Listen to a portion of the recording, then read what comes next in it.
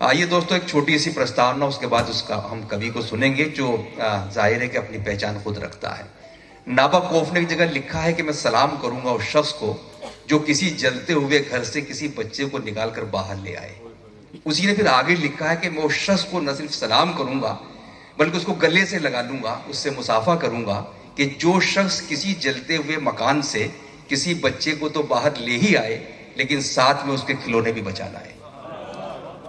तो एक शख्स है, कवि है, जो खिलौने बचाने का काम करता है और ये नाम है सर्वेश अस्थाना का।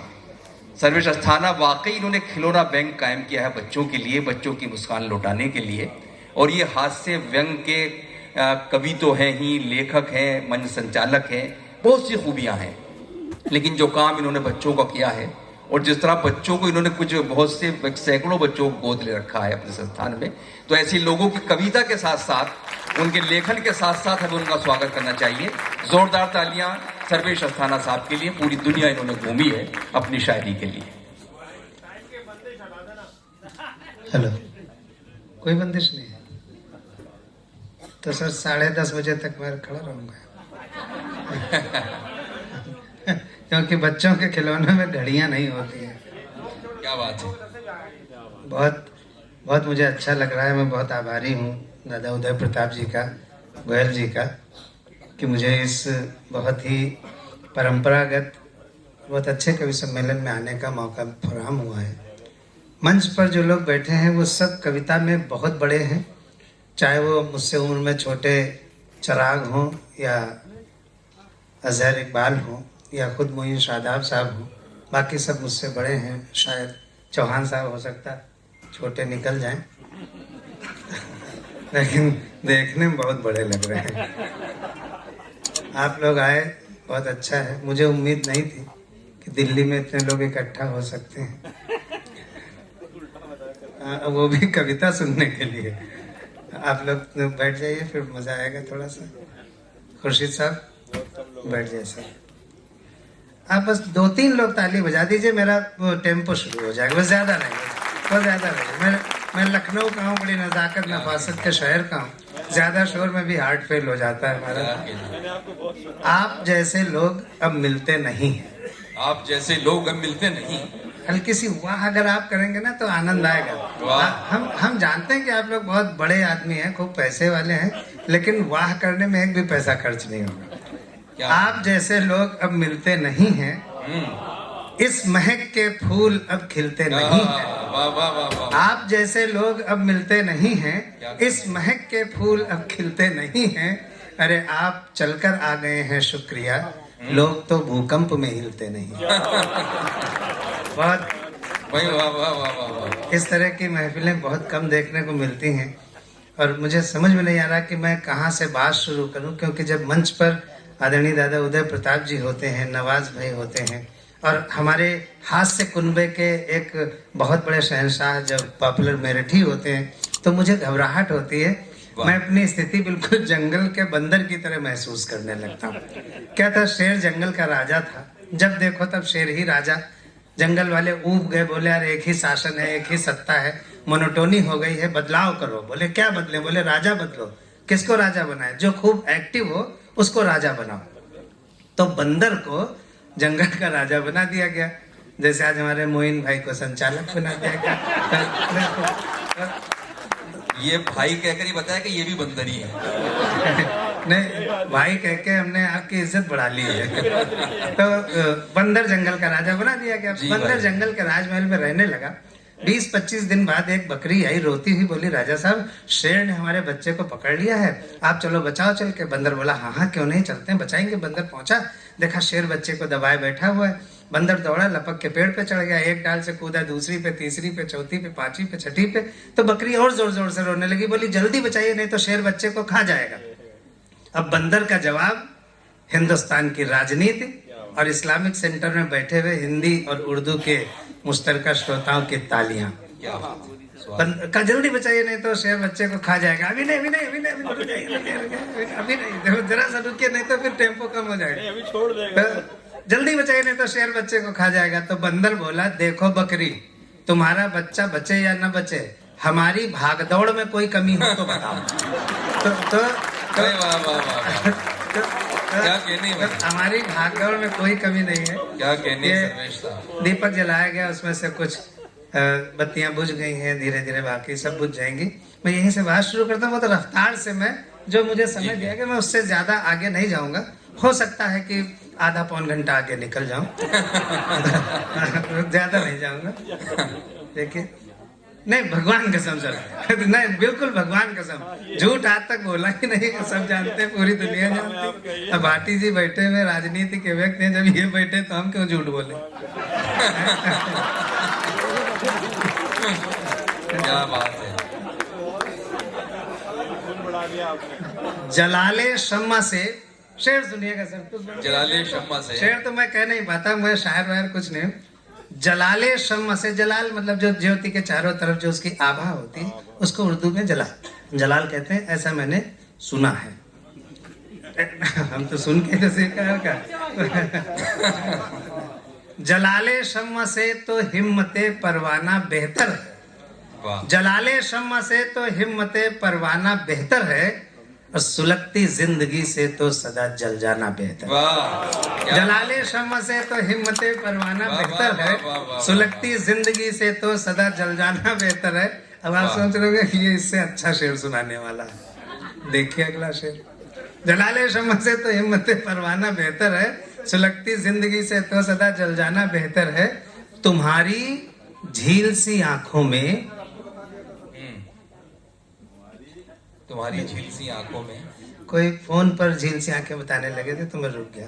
तुम्हारी जलाले शम्मा से तो हिम्मते परवाना बेहतर है, सुलगती जिंदगी से तो सदा जल जाना बेहतर है। तुम्हारी झील सी आंखों में मुन्ना लाल दिखता है। वाह, हम नहीं दिख रहे हैं। क्या जब बात हम है। नहीं दिखते तो क्या होता है। तुम्हारी झील सी आंखों में मुन्ना लाल दिखता है, तुम्हारा इश्क दो कौड़ी मगर अफसाना बेहतर है। वाह, कहानी बना देते हैं, वाह। जैसे इश्क नहीं परवान चढ़ पाता उसकी बदनामियां करते हैं। तुम्हारा इश्क दो कौड़ी मगर अफसाना बेहतर है। और देखिए कितना बढ़िया शिक्षाप्रद शेर कह रहा हूँ कि इजहारे इश्क के दौरान, हालांकि यहाँ कोई यूथ बैठा नहीं है श्रोताओं में, लेकिन फिर भी आप लोग अपने को यूथ समझ लीजिएगा। इजहारे इश्क के दौरान आ जाएं अगर पापा, वाह, पिताजी आ जाएं। इजहारे इश्क के दौरान आ जाएं अगर बापू, वहां पर रुके रहने से तुरंत टल जाना बेहतर है। वाह, वहां पर रुके रहने से तुरंत टल जाना बेहतर है। और अगर मालूम हो बैठा है पहले से ही प्रतिद्वंदी, वाह, अगर मालूम हो बैठा है पहले से ही, ये भाटी जी आपके काम आएगा। अगर मालूम हो बैठा है पहले से ही प्रतिद्वंदी, वहां पर आज जाने से वहां कल जाना बेहतर। वहां पर, अब मैं इस सृष्टि का सबसे अच्छा शेर सुनाने जा रहा हूँ। न मीर ये कह पाए, न गालिब कह पाए, नवाज साहब और उदय दादा तो खैर सोच ही नहीं सकते। नहीं बिल्कुल, अभी देखिएगा आप, न सही न इतना बड़ा शेर निकले बिल्कुल अलहदा, तो आप कहिएगा है शर्मा भी तेरा आशिक। न तो मीर ने कहीं शर्मा इस्तेमाल किया, न गालिब ने इस्तेमाल किया, न उदय दादा ने, न नवाज भाई ने। वाह, है शर्मा भी तेरा आशिक, है वर्मा भी तेरा मजनू। वाह, जुड़ना, है शर्मा भी तेरा आशिक, है वर्मा भी तेरा मजनू, मगर इन दोनों लोगों से मुआज थाना बेहतर है। मगर इन दोनों लोगों, मैं जल्दी से कविता सुनाता हूँ। 3 मिनट मैंने खर्च कर लिए, 4 मिनट और मेरे पास। वाह। मैं जिस कविता के लिए मुझे चिराग ने कहा कि भैया वो कविता सुनाना, वो मेरी शादी का विज्ञापन है। वाह, बिल्कुल, मैं क्लीन शेव रहा करता था। हैंडसम तो खैर मैं आज भी हूँ, लेकिन तब मैं ब्यूटीफुल टाइप का हैंडसम होता था, बिल्कुल अजहर इकबाल की तरह, बिल्कुल क्लीन शेव रहता था। अच्छा, हम 10 भाई बहन, नहीं भगवान कसम 10 भाई बहन है। 10, एक भाई साहब कह रहे हैं वेरी गुड, इसका मतलब वो 12 भाई बहन है। हम लोग उस जमाने के जब 10 भाई बहन होते थे, 12 भाई बहन होते थे, क्योंकि तब हमें अंग्रेजों से लड़ना था। वाह, तो 10-12 भाई बहन जरूरी थे। आज हम 1 होते हैं या अधिक से अधिक 2, क्योंकि हमें महंगाई से लड़ना है, बेरोजगारी से लड़ना है। वो 10 भाई बहनों के साथ नहीं लड़ा। तो 9 भाई बहनों की शादी हो चुकी थी, मेरी शादी न तय हो। कोई ससुर आता ही नहीं था। कोई ससुर नहीं, भगवान कसम कोई ससुर नहीं आता, कोई आता ही नहीं था, क्लीन शेव रहते थे हम। एक आया, हमको देखा और चल दिया। पिताजी ने पूछा भाई साहब क्यों जा रहे हैं? बोले इससे कौन शादी करेगा, ये तो बच्चा। क्लीन शेव था। मुझे बहुत बुरा लगा, बिल्कुल सच्ची घटना है, 15-16 साल पुरानी। मैंने पूरी दाढ़ी रख ली। दूसरे आए, वो भी चल दिए। पिताजी ने कहा आप क्यों जा रहे हैं? बोले इससे कौन शादी करेगा, ये तो गुंडा है। तब मैंने मध्य मार्ग अपनाया। फिर भी कोई प्रपोजल नहीं आया। एक दिन लखनऊ में कवि सम्मेलन मुशायरा, उदय दादा की अध्यक्षता और नवाज भाई उसमें आमंत्रित। दोनों लोग दोपहर के खाने पे मेरे घर बैठे हुए और पिताजी मुंह लटकाए बैठे। तो उदय दादा ने कहा भाई साहब क्यों इतना क्यों दुखी क्यों है? बिल्कुल सच्ची घटना बता रहा हूँ, भगवान कसम सच्ची घटना। तो उदय दादा ने कहा भाई साहब इतना दुखी क्यों है? तो पिताजी बोले किसी तरह सर्वेश की भी शादी हो जाती तो हम गंगा नहा लेते। अच्छा, हमारे यहाँ उत्तर भारत में कोई अच्छा या बुरा काम जब कंप्लीट होता है तो हमारे यहाँ हिंदू धर्म में गंगा नहाई जाती है। मैं ये नहीं समझ पा रहा था पिताजी मेरी शादी को अच्छा काम समझ रहे हैं कि बुरा काम समझ रहे हैं। तो नवाज भाई ने कहा वैसा कीजिए कि सर्वेश का एक मैट्रिमोनियल विज्ञापन निकलवा दीजिए, वैवाहिक विज्ञापन। हो सकता है कोई पार्टी फंस जाए। बिल्कुल भगवान कसम सच्ची घटना है। तो मेरा मैट्रिमोनियल विज्ञापन निकलवाया गया। उसमें मेरी उम्र 28 साल छपनी चाहिए थी, अब वो गलती से 82 साल छप गई। गलती बिल्कुल एकदम। मेरे पास अखबार भी रखा आता है, 82 साल छप गई। तो हमने अपने पिताजी की तरफ देखा, उनकी उम्र 80 साल थी उस समय। हमने मन ही मन उनसे पूछा पिताजी ये विज्ञापन आपने मेरे लिए निकलवाया कि अपने लिए निकलवाया है? उसी से ये कविता तैयार हुई थी, मैं आपके सामने रखता हूँ। मेरे जीवन की एक अच्छी कविता है, नहीं भगवान कसम अच्छी कविता है। मेरा भगवान कसम मुझसे ज्यादा फेमस हो गया। पिताजी को हमारी शादी का ख्याल आया, इसलिए उन्होंने हमारा वैवाहिक विज्ञापन निकलवाया। हम अखबार का नाम नहीं बताएंगे, नहीं तो आप जान जाएंगे दैनिक जागरण था।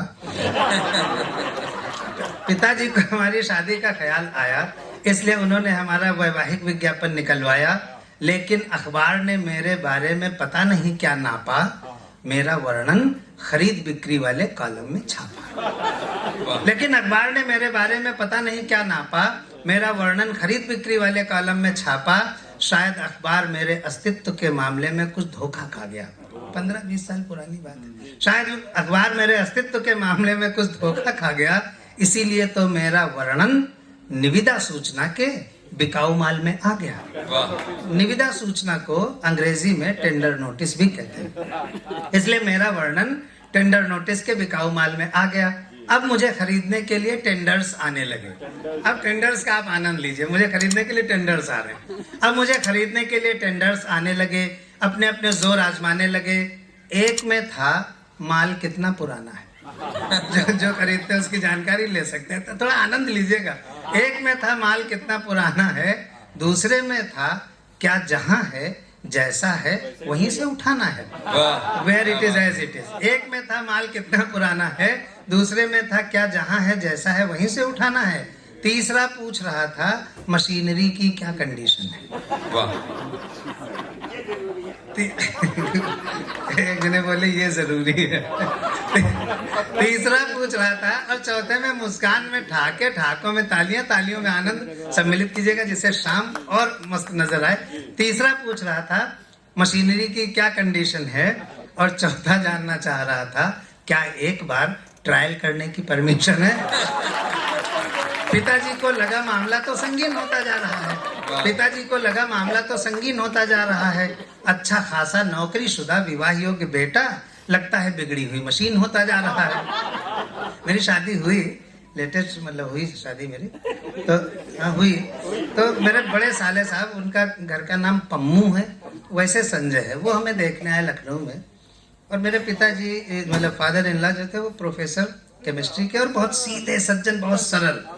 तो हमारे साले साहब देख के गए और पिताजी से बताया उन्होंने हमारे बारे में। बोले पापा लड़का अच्छा है, पढ़ा लिखा है, MBA किए हुए है और लॉ किए हुए है, यूनाइटेड नेशंस में नौकरी भी करता है, लेकिन कवि है। तो मेरे भोले भाले सीधे साधे ससुर साहब का जवाब था कोई बात नहीं, एक आध कमी तो सब में होती है। वाह तो ये बात मुझे बाद में क्या पता चली। कहनी है भाई, वाह वाह वाह वाह वाह।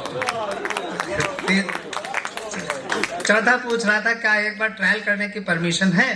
पिताजी को लगा मामला तो संगीन होता जा रहा है, अच्छा खासा नौकरीशुदा विवाह योग्य बेटा लगता है, बिगड़ी हुई मशीन होता जा रहा है, इसलिए पिताजी ने अखबार को उसकी गलती के मामले में कंप्लेंट दर्ज कराई। अखबार ने भूल सुधार की और अगले दिन मेरे बारे में सूचना किराए के लिए खाली में आई। कहाँ बेचे दे रहे थे, कहाँ किराए के लिए खाली। अगले दिन मेरे बारे में सूचना किराए के लिए खाली में आई। कई किराएदार आए, कुछ तो साथ में एडवांस तक लाए। अब असली कविता शुरू होती है जो व्यंग्यकार का दायित्व है। कई किराएदार आए, कुछ तो साथ में एडवांस तक लाए। एक किराएदार से पिताजी ने पूछा, महोदय कौन है आप? वो बोला, पढ़ी लिखी जवान बेटी का गरीब बाप। क्या बात है, वाह वाह वाह। महोदय कौन है आप? वो बोला, पढ़ी लिखी जवान बेटी का गरीब बाप। आपने सूचना निकाली है कि आपका नौकरीशुदा विवाह योग्य बेटा किराए के लिए खाली है। हालांकि मैं आपको मुंह मांगी रकम कभी नहीं दे पाऊंगा, इशारा समझ जाना आप लोग, हालांकि मैं आपको मुंह मांगी रकम कभी नहीं दे पाऊंगा, लेकिन वादा करता हूं कि अपना घर द्वार बेचकर कम से कम 1-2 साल के लिए किराए पर अवश्य ले पाऊंगा। क्या कहने हैं, वाह वाह वाह वाह वाह। आप मुझे हताश मत कीजिएगा, आप मुझे हताश मत कीजिएगा, इस गरीब बेटी के बाप को निराश मत कीजिएगा, आप मुझे हताश मत कीजिएगा, इस गरीब बेटी के बाप को निराश मत कीजिएगा, क्योंकि इससे मेरा कल्याण हो जाएगा। भले 1-2 साल के लिए ही सही, पर एक निर्धन बेटी को सुहाग तो मिल जाएगा। क्या बात है भाई, वाह वाह वाह। भले 1-2 साल के लिए ही सही, पर एक निर्धन बेटी को सुहाग तो मिल जाएगा, और मेरी समझदार बेटी आपका पूरा किराया अदा कर जाएगी। आप लोग इशारा समझ चुके हैं मैं किस प्रॉब्लम को उठा रहा हूँ। और मेरी समझदार बेटी आपका पूरा किराया अदा कर जाएगी, और आपका इशारा पाते ही किसी न किसी वजह से मर जाएगी। क्या कहने, तब आप किराया बढ़ा दीजिएगा, तब आप किराया बढ़ा दीजिएगा, अपने बेटे को दूसरी जगह उठा दीजिएगा, तब आप किराया बढ़ा दीजिएगा, अपने बेटे को दूसरी जगह उठा दीजिएगा।